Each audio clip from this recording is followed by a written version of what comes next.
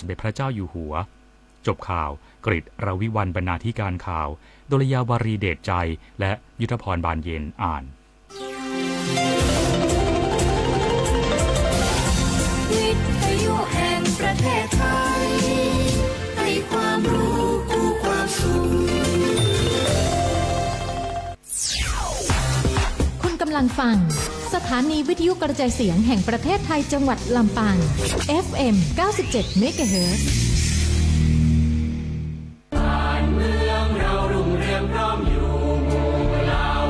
ชาติศาสนาพระมหากษัตริย์คือสถาบันหลักที่อยู่คู่ประเทศไทยมายาวนานความมั่นคงของชาติไม่ได้อยู่ที่ใครคนใดคนหนึ่งแต่อยู่ที่ความเข้าใจและความตระหนักรู้ของพวกเราทุกคนร่วมกันปลูกฝังความภาคภูมิใจในความเป็นไทยศึกษาประวัติศาสตร์วัฒนธรรมและคุณูปการของสถาบันหลักเพื่อส่งต่อความเข้มแข็งนี้สู่ลูกหลานเราคือพลังรักชาติร่วมสร้างสรรค์และปกป้องผืนแผ่นดินไทยด้วยจิตสำนึกที่ดีสำนักงานประชาสัมพันธ์ที่ 3 กรมประชาสัมพันธ์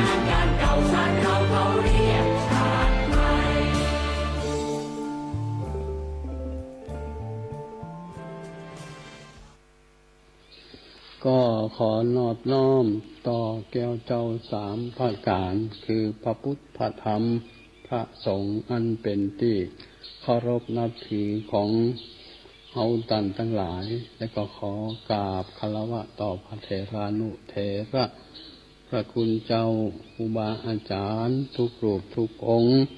ตลอดถึงศรัทธาญาติโยมสาธุชนทุกผู้ทุกท่านวันนี้ก็มีโอกาสได้มาพบมาปะกันในมรณกธรรมกำเมืองหรือว่าจะได้เทศนาธรรม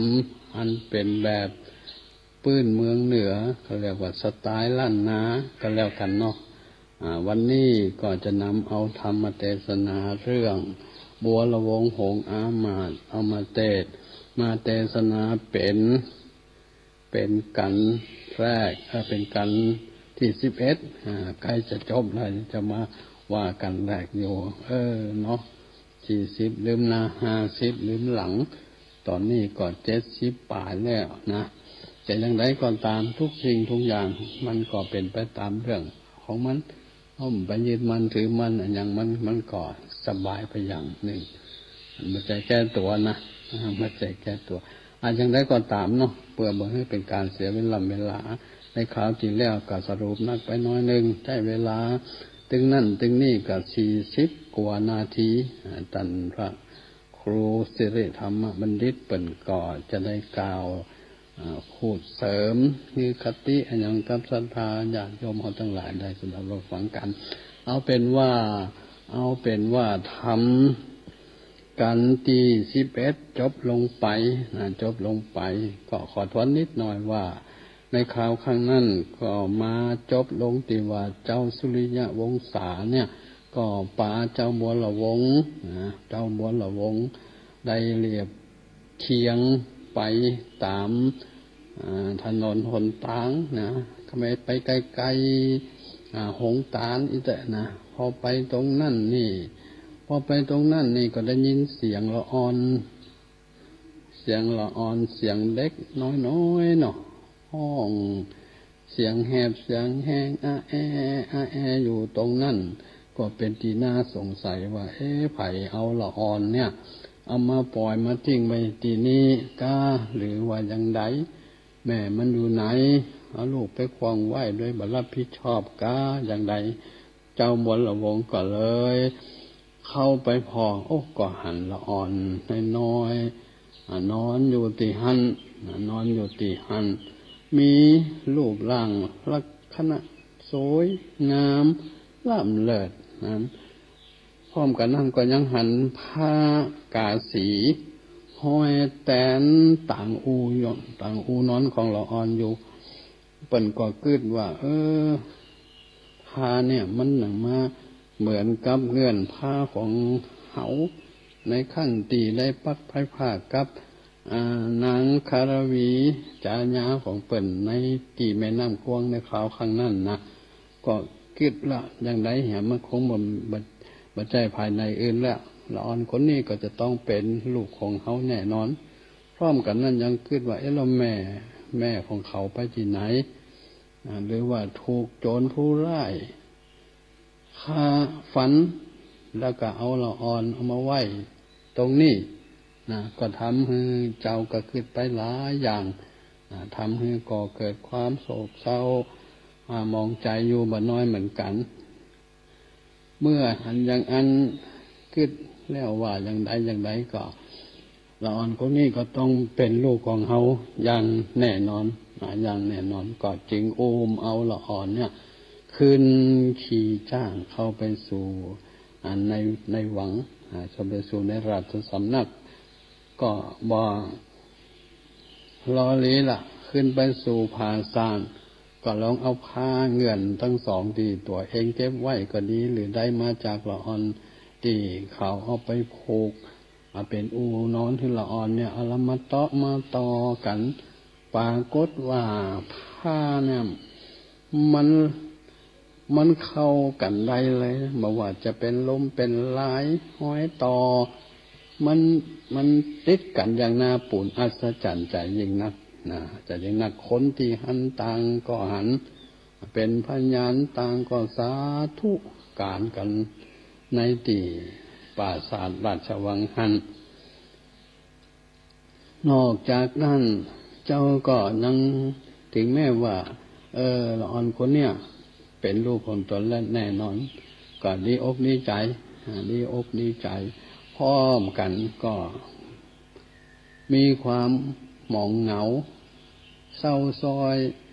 ซึ่งเก็บเกินไว้อยู่ในจิตในใจถึงกับไปถึงนางอย่างก่อนนางการวีที่ได้พัดได้ผ่ากันไปว่าเจ้าตัวของเขาเนี่ยเอาลูกมาไว้ตรงนี้ได้อย่างไรเอาลูกที่นี่ได้อย่างไรก็จะพยายามติดตามสืบต่อไปและก็ได้ใส่ชื่อลูกน้อยคนนี้ว่าเจ้ากุลวงศ์เจ้ากุลวงศ์ทำในกันที่11ก็มาจบเอาในตอนนี้วันนี้ก็จะได้เตะต่อเนาะเตะต่ออย่างใดก็ต้องขออภัยด้วยช่วงนี้เกี่ยวกับพลังของเสียงก็ดีก็มีความแหบความแห้งอยู่พอสมควรอย่างใดก็จะพยายามให้จบเพราะมันเป็นกันที่12แล้วก็ขอเชิญท่านทั้งหลายได้สดับรับฟังกันต่อไปเนาะนะโมตัสสะภะคะวะโตอะระหะโตสัมมาสัมพุทธัสสะสัคขะตานิญาณิปุญจานิญาณิปันติกะเหนตวมปัญจคัจจันติ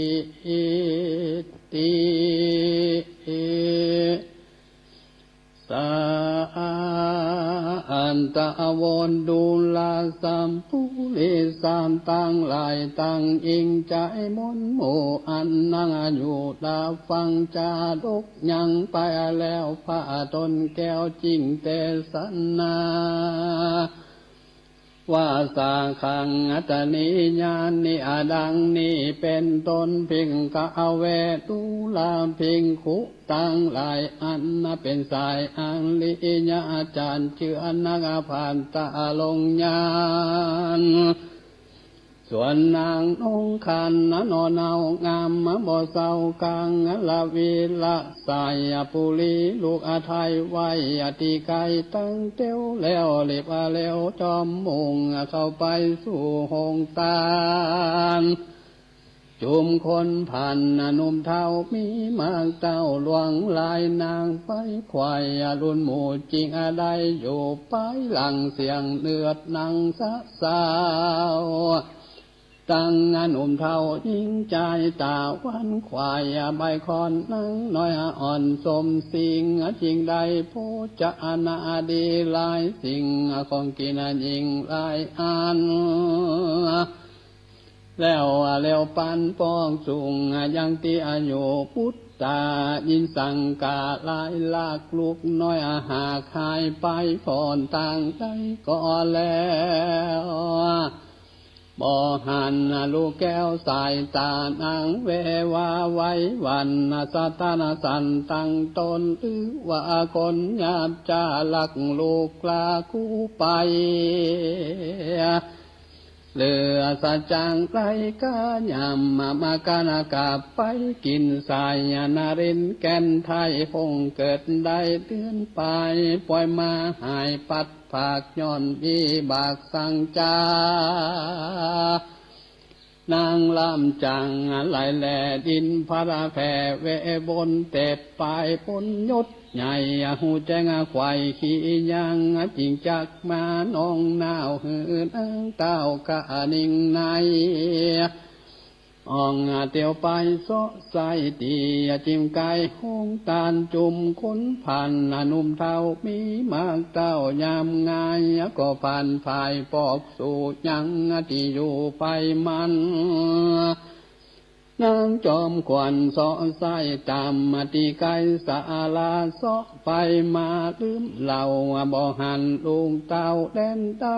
ก็แลไปพอแกมหันรูปแต้มติดฟังรูปนานนาเป่งปอยคือรูปนางนาดน้อยลานอีจะปูดีเต้นต้องเข้าสู่ห้องดงนากับสามีกาเจียงเจ้าลมมาจีเท้าละสีอมแก้วตีสะย่องกว่าขึ้นบนฟ้าหายหนละลูบสองคนพี่น้องขี่ก่อนละลองวังทานสายน้ำปันกวาง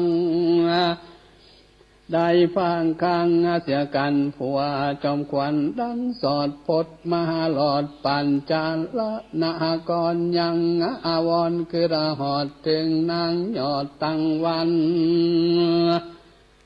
กันได้หันรูปแล้วนางมิงแก้วโสภาซ้ำมาโศการ้องไห้และพอควายไหลหนจุ่มหมู่คนหนุ่มอาเทาอันดูเฝ้าศาลาเขาสั่งกาจูผู้จริงแล่นไปสู่หอคำย่อมือตำวังเก่าไว้ซึ่งเจ้าหนอ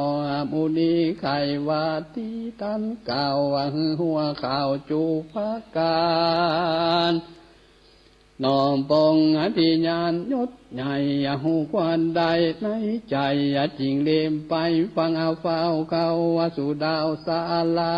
ก็หันจายอดซอยงามมาจึงจอยอาคาละวีปีติมีมากเต้าแล่นเข้าไปหาส่วนสาลีโสภานอเนาหันตาเจ้าสามิกังก็แล่นมาตีไก่กอดแข่งไว้เร็วไว้ต่างอดใจบ่ได้ต่างร้องให้จอมกันต่างไข่ปันบอกเราหูเก้าขี้ยาต่างคนจังลำถอยมีบ่น้อยหลายปากการนางนงคันนอนาวก็น้อมเก่าตุนสั่งว่าได้เอาบุตรต่างนอไทยไปสอนไว้หิมต่างลูกปุ้นขวางให้กว่าน้องออกลาสะแหวงหาโซไปมาลืมเราบ่หันลุงเต้าแดนได้ตุกเหลือใจนักแก่งเตียงเต้าแผ่เมื่อมอนขอฝะผู้ทนปีเจ้าจุงหูเก้าตามเมียน้องมูนียอดซอยจิงตอมถอยกำนังว่าดูลังสาลีคิงบางเฮยน้องเนาอันว่าลูกเต้าสองลาวปีหากเอาไปไว้ที่ห้องใหญ่พังกาขอสายตังน้องเนาอย่างโศกเศร้าสนาใดตุยปีไปยาจาไปพอลูกลาบัดเดียวเด็ดเตว่าอันก็มีหันและนาส่งเจตปาตาอัน วังปัญญาสูงอริยาองค์ตนปิงมีใจกวีเจอให้บ้านจิงเฮโยทหารมวลหมู่มาพอมาอยู่เร็วปัน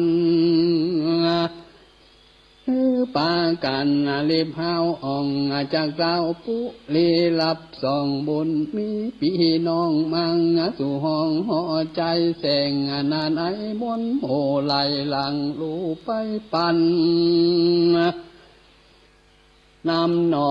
คุณทำนมอาเนาคือว่าเจ้าบัวละองค์นองพุทธาองค์ปุญใหญ่กับนางนาไทยการละวิพุทธาลงสลีพิลาลังกานาอันจังคันขึ้นจางสันตั้งคู่ปอกเข้าสูงปุรีเสนามีน้อยใหญ่ห้องควายนันเนืองปานดังเมืองใหญ่กว้างจักแตกมั่งเปตากันไกกามไปหลอดผาศาสตร์ยอดหอคำเข่าก็นำสองเต้าขึ้นสู่ดาวไปบนแห่งมงคลภาษาสองตาวลาดเจอให้บ้านหายมงผ่านโศกฮอนอันมีก่อนเมินมาก็มีและนาตาโตปันทายะทันแต่นานาไปนานางนอลาคังลาวิงก็ไขวาที่ตันตองซึ่งเจ้าหนอปุตทางว่าผู้พันป่าเท่าแก่มีใจแผ่ยินดี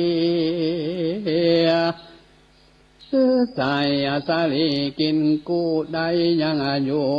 ใส่นางมีใจกึดหอนใครวางตอนตกปั่นยังล้างวันอันใหญ่แก่เต้าอยากไกลปันป่าน้องปุถาฟังแล้วใจพองแผ้วเจยบานจริงเหตุนายนักการผู้แก่นขี่มาแล่นไปไว้จากเพียงใจเตะต้องไปสู่ห้องเกหาแห่งสงขาปูปานำมาต่อนาเลี้ยวปันอย่าเท่าหันเล่งของยังนางนองกาละวิจัยบอดีไว้วันเนื้อตัวสันละสายว่ากูเตียงตายความนางเหตุใดด่าพระภายยาพิดาลายยับจ้าแก่นางนอลาอุ่นเรื่องนางเตียงเครื่องอาขาดคืออามาตคนในผู้ใจไฟยับจ้านำกูไปว่าขาวัมวายกูเตียงตายมุ้ยมอนบ่อาจลอดพระนิ่งนางกาลีญาเท่าคะนิ่งเหล่านานาเต้าลับตากลมหน้าบ่ตานาวากรรมได้ส่วนสะดีนงไว้นอเนางามบ่เศร้ากาลาวีอัญญากาติภาพใบมาอยู่ไกลกองสานังบ่โกทาหาวหัดบ่อาขาดตือเว้นมีใจเย็นชื่นจอยไข่เก่าถอยกำหวานซึ่งผู้พันผู้เท่ากันอย่าบามเจ้าเมียมันว่าเฮาได้ผ่านไปรอดเขายังจอนเกหาแห่งสองขาผู้ปานับได้กว่าเดือนปลายเป็นกุลหลายแต่ใส่เฮาคึดไข่ถึงกุลจะกำหนนสองเท้าฮือมังเต้าเงินคำกันไข่กำเมียละแล้วนางนอแก้วกาลาวีกับหนอหมูนิยศใหญ่ก็คือคนใจเตรียมใจคนกว่าใบแผ่นผ้าตั้งเครื่องอาลังการมุกดาหารขายซอยแว่นใส่ก้อยธรรมรง เต็มมาลายธงลายไตตั้งเงินมาตายคำขาคนนำมามากเต้าฮือสองเท่าคนผ่านปันนายผ่านผู้ใหญ่ก็น้อมไว้อันจุลีปีติมีหลายแหล่งน้ำตาแผ่ไหลลำไข่กำน้ำเก่าถอยมิงบ่น้อยอะไรประการแล้วส่องผ่านผู้เท่าก็กลมเก่าวันตาก็อำลามปองสู่ยังที่อยู่หอต้นช่วยกันคนเครื่องใจเงินบานใจคำแดงเครื่องขอแปลงหลายสิ่งเครื่องพระดับยิ่งนามีถมนาปานปอคนใส่ล้อเมื่อเฮือนก็มีหันและนาส่วนยาปาละใบบอนกันไปหลอดเฮือนมันใจติดพันเครื่องยองคือผ้าตองโกใสภาษาใบสอดแควตั้งปิ่นแก้วกุนต้นมันหลีบคนเขาใส่เขาพอเต็มเต้าแกหาแล้วนำมาผดับใส่พอเต็มควายตั้งตัวเนี่ยวีหัวแต่งยองผมหัวจองตะมันแหวนลายอันน้อยใหญ่10 นิ้วใส่ตูเป้าตาแป้งขาวพระตาแป้งขาวพระพ่อยแล้วใส่ซอยสังวานออกมาจากจานปลายนอกเตียวเขาอ่องไปมาคนนานนาน้อยใหญ่เตียวมาไกลเล็งหันจ่าเสียงนั้นชวดหัวคนหัวมาหังว่ามันนาใจจะเข้าเครื่องลังกันมุกดาหันคายซอยสาวน้อยแล้วลำมันยังบอกงามเตรียมเต่ากับยาเท่าพันฟังมันแสงจะเอิ้นเป่าซึ่งเท่ายิ่งใจอันมากายมาหัวจูผู้เหือเปื่อหือเข่าหัวเล็งหันมันเตียวพัดพันลายปองอยู่ปลายนอกบนจานปิบากปานจ้องกองลวดลมจ้องวิตตรงตัวตกลงตะมาไตหัวฟาดใส่ดินดอนก็เมื่อมนก้อยการจีวิราขาดเสียตนอากุศลจองกองลงสู่ห้องอาเวจีก็มีหันและนาส่วนสองผู้บ้านปีน้องอยู่ในห้องปัญจาลนากรคือพระผู้ทนปีเก้าจึงว่าเจ้าสุริยาวงศากับหนอพุทธาย้อนซอยคือเจ้านาดน้อยบัวละวงมีใจจงกึดห่อนถึงเจ้ายอดมารดาว่าสองเฮาละพี่น้องนี่เจ้าของปุลีเหมือนลายปิงแต่ใส่เจ้าแม่ไทยสายตาเป็นสันได้จะไปหูควันไปสู่จอมกันกันได้หันแม่เจ้าก่อยปองเต้าเมืองตนตั้งสองตนพี่น้องจ่าแม่นจ้องจอมกันเจ้าหอจันพี่เต้ารีบมาหาวทันใจฮือตีกองใจเป่าห้องไปตัวร้องปาลาเสนามวลหมู่มาพอมาอยู่เร็วปันเพื่อภัยพันก็ผากออกไปจากเวียงใจสู่แดนไก่ต่างดาวคงเขตเต้าจำปาจุ่มโยนทาเท่าฟังเสียงเป่ากองใจเข้าเร็วไวบ่จ้ามาพอมานาหลวงกลายจ้างปังปายลงแสนมาเตนาแลนนันเดือง โยธาเรืองโหลองสานันกองปุลิงเท่าฟ้าพรามพระผู้มีเจ้าฟ้า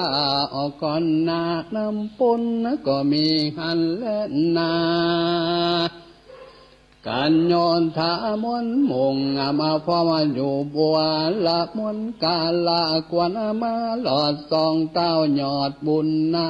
ก็ปรึกษาสันทิงว่าเฮาน้องปีจักไปสู่เวียงใจที่เก่าแห่งพ่อแม่เจ้าส่องกาเฮาปากมาเมินหมากนับแต่หากหลายปีลูกนังกาลีใจถอยกึ่งแม่น้อยกะเอาไว้ผู้จังไรกะยามบ่สู้ภาพเมาวนคือใจยะทัดตนเฮาหันเตียงเป็นอุมปาลาดแก้มเมืองมันเตียงเครื่องหาดเฮาไปหลอดดาวปาลาเตียงนำโยทางกาหยาบออกลบภาพพระจนกันลีปุ่นเฮาลอยเตียงอากาศก้อยวัมวายควนคงควายหือได้ยังลีปนใหญ่นานำสององค์คำว่าแล้วกองอากาศแก้วลงมาจากฟังกะพาศาสตร์ขึ้นจังอาจมงคลน้ำลีปนมวลมากออกไปจากเวียงใจยกพลไปจะใจหลอดเมืองใหญ่ปานลานะสิ่งนอมุนีตนองค์อ่านก็ฮือแต้มลาตะยัสสานถึงผ้าผู้บานยุดยาวผ้าแผ่นดาวยังใจว่าเจ้าจอมไตยุดใหญ่มีใจไฟไม่ทีสองปุรีสองเต้าเป็นแผ่นดาวเดียวกันขอปงปันจังมาตั้งพวงกาโยทางตั้งเสนหนุ่มเท่าอันเคยเข้าสงครามไปจอมตามตั้งแต่ถึงดาวเขตจำปานครของพระผู้ทนที่ลาดอนุญาตตามกรรมบ่อนเวินนำเนินจ้าจังปองนางขึ้นมาเจ้าปลายุดใหญ่คือเต้าไทยปลานะสีฟังสารละดันสารดีหูเทียมีใจกี้ใจบานจริงแต่งโยธาหารบ่น้อยกับนางยอดซอยราชาธิดาผู้ทรงพังพิลาศเจ้าน้อยนาดบุญมีเป็นไม้ที่ตั้งก่อสืบเสนต่อสายใหญ่ยืนเย้าไปนาคือภายฟ้าใจบานก็มีหันและนาส่วนเศรษฐีบาปเศร้าปอนางนอนาวกังลาวียินข่าวมีมาหลอดว่านางยอดตีดากับสามีกายดยาวมาหลอดดาวเวียงใจมันมีใจจุ่มจืนปีเตียตื่นเจยบ้านก็ขี่จ้างสานตัวใหญ่รีบสะใสไปปันเพื่อรับจอมควันลูกเต้ากับเจ้าเจ้าบุญมีจ้างเสราทียุดใหญ่กันหันใส่จ้างสานแห่งนองปฏิยันยดยาวก็ฟังเฝ้าถอยหนลิบเปลต้นแล่นกว่าผู้วับกาเศรษฐีใจบดีสะดุงสาติฟงเววาตกลงมังจากจ้างหลวดมวยมังบัดเดียวจ้างสำเหลวมายำมาย่อยเสียงซ้ำกัญญากันมาลานาก็พังตายลาจากเมืองคนก็เอาตนไปเกิดในกำเนิดอเวจี บาปบ่นีห่างข้างย้อนมันมางจริงเอายังแก้วเหล้ากะใหญ่ยับเจ้าใส่กังกาแล้วเคขาบ่ฟอนบำมาบ่หอนหนีหายตุกจังตายต่อหน้าแห่งเจ้านอลาบุญมีนางคางลาวีน้อยอนาถหันปอก้อยอากาศบานละนายินส่งกาลายแลร้องไห้แผ่งเลลนตีอกตนท้าทาบน้ำตาอาบลามไหลลิลามอะไรก้าวถอยมีบ่น้อยอะไรภาการน้องโปธิญาณนุมอนาว สถานีวิทยุกระจายเสียงแห่ง